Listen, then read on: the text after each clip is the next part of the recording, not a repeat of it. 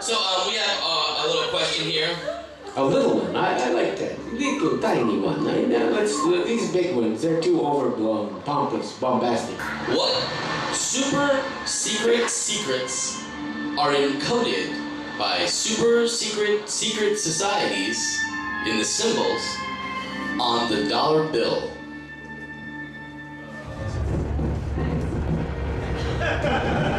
On my belly shalt thou go, and dust shalt thou... No, you don't have to.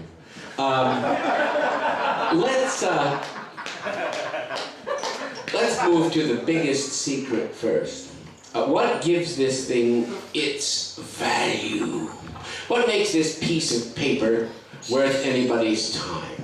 That's the real secret, that everybody participates in the fiction, making that fiction fact. If enough people believe something, then for all practical purposes, that's the way it is. That's why we shouldn't have too much fun with hillbilly radio broadcasters saying it's the end time. Of course, no doubt he cries all the way to the bank. Some of us have different ideas about when the apocalypse is. Anyway, on the back of the dollar bill, of course, you do see the Masonic pyramid with the eye, the oculus Dei, at the top.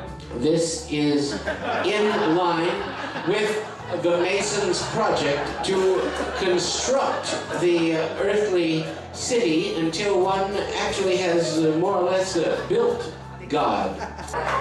The main secret to the dollar bill is that everybody believes in it. That's the one that's hardest to see because it's too large. It's in plain sight. Superliminal projection, as it were, rather than subliminal. Annuit coeptus means he favors our beginnings. He being the divine spirit, the almighty spirit. Novus Ordo Seclorum, underneath, translates as a new order of worlds. And of course, we can hope that we build one.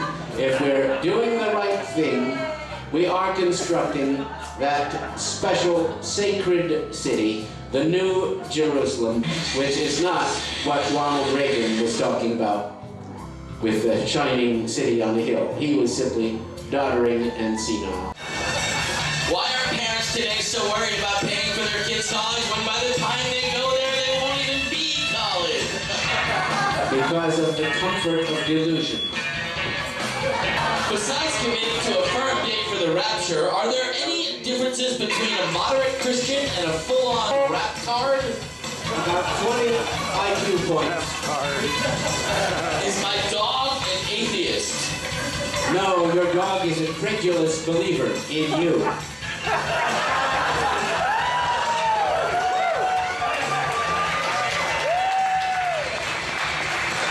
Not to slight our canine Americans. If you could punch someone in the fucking face and get away with it, who would you punch? Somebody who's not here. Are Dr. Hal and Commander 14 one and the same? No longer, now that history's page has been turned. However, I understand that my Commander 14 broadcast still plays in Dolores Park, in the Dolores Park area. Does a pig getting anal raped squeal like a human? I think not. Okay. What are Oprah's fans going to do now? Now they'll have to watch somebody else. Maybe Bristol Palin. I'm sorry. If the urban lumberjack is the latest male trend, what do you predict as the next big thing? The urban Sasquatch. Dr. Hal, if you could travel in time, where and when would you go? I do travel in time. I travel at a second, 60 seconds every minute. How is bauxite refined into aluminum, and or what are the origins of the hipster movement, and what does it all mean? Well, the first part, smelting. The second part, smoking dope, and the third part is a consensus. Is there life after death? Yes, not for dead people, though.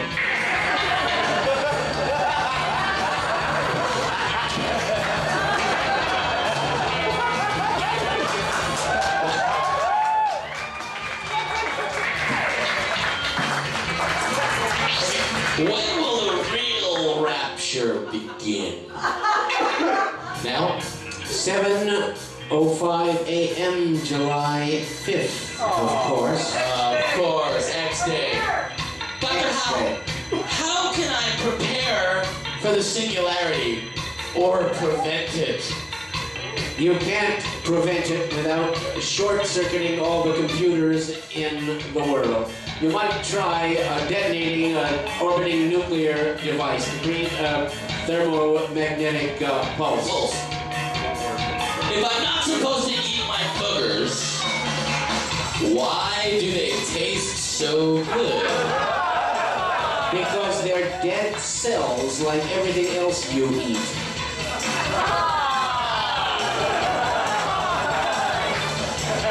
Dr. Hal? Yeah? What is best in life? The best in life is what is encountered for the first time. That's a speed round for you right there.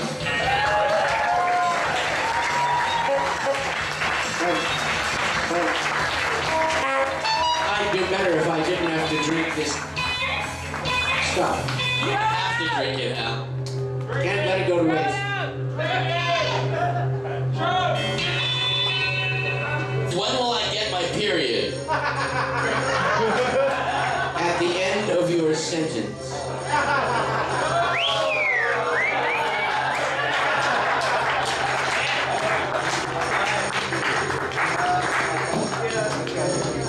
Who asked that question? It's Radio Valencia's own Karen Carpenter. Smoke pot guy laugh.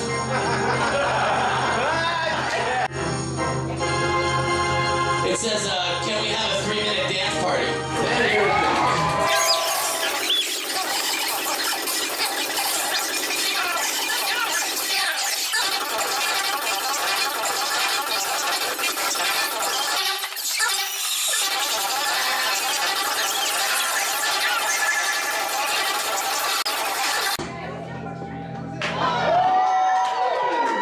That's enough. Very well. That was the best dance party you guys have had all day.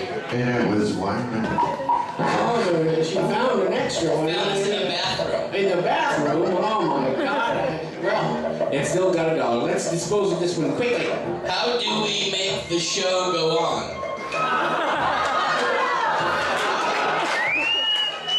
Write to Chicken John at chickenjohn.com.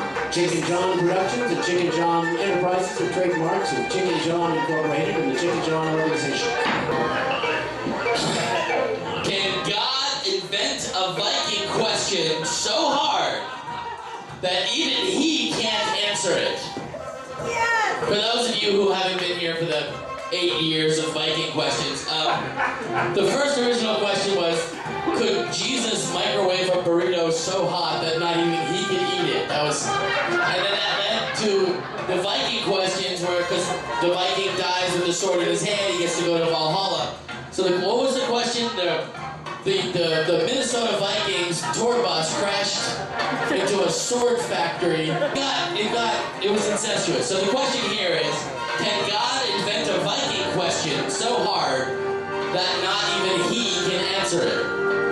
Indeed he can.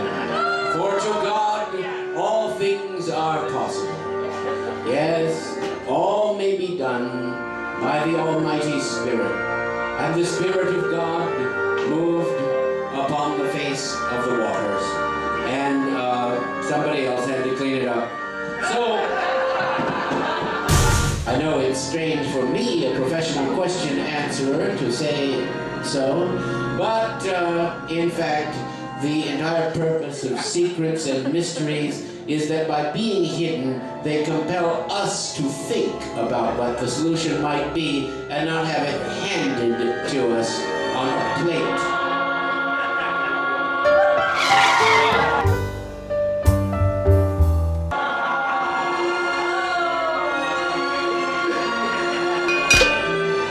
Chicken read my question at the last Dr. Hal show.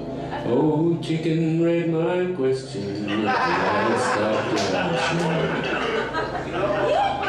But this is the last Dr. Hal show. But this is the last Dr. Hal show.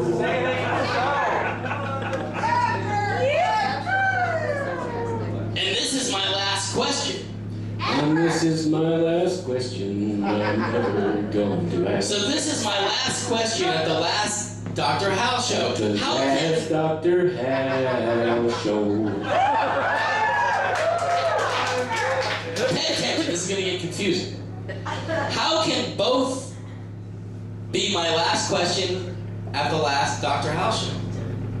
What is my last question at the last Dr. Hal show? And what is the answer to my last question at the last Dr. Hal show? And without going into an infinite loop and short-circuiting with smoke rising all around you and Oh, we never do that.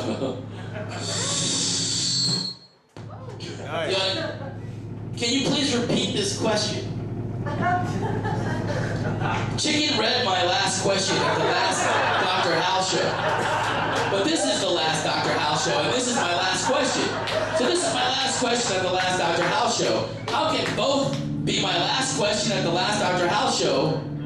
What is my last question at the last Dr. Hal show, and what is the answer to my last question at the last Dr. Hal show? And without going into an infinite loop, can you please repeat this question? Chicken read my last question at the last Dr. You know, Chicken, let's have a round of applause for Chicken John here, because he was not compelled to repeat the question. He did not have to answer, even if it said, may I, but it said, can I. Of course he could. He demonstrated that he could. But he only needed to say, if indeed it were his responsibility to answer yes or no, that he was capable of endlessly repeating this question. And to hark back to an earlier question, that is one way of prolonging the show, keeping the show going. However, some things need to die in their time. Yes. There is a time to be born and a time to die, a time to answer questions and a time to put away questions for another Ask Dr. Hal show. But although we can repeat the question, and we've shown that we can, after that there is only silence. The blessed silence of a vacuum that rushes in to replace what was too obtrusively present. And yet, each Ask Dr. Hal show is the last Dr. Hal show until the next one. It's the same thing that Karen Carpenter and Dr. Fiasco do with their nose, hair, lint gland radio show on right now, by the way.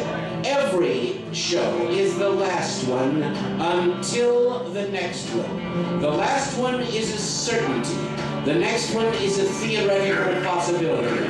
One exists in the realm of history and is as irrevocable as anything etched in brass. The other is a speculative possibility, which is a shadow of what may come to pass, but is without a guarantee.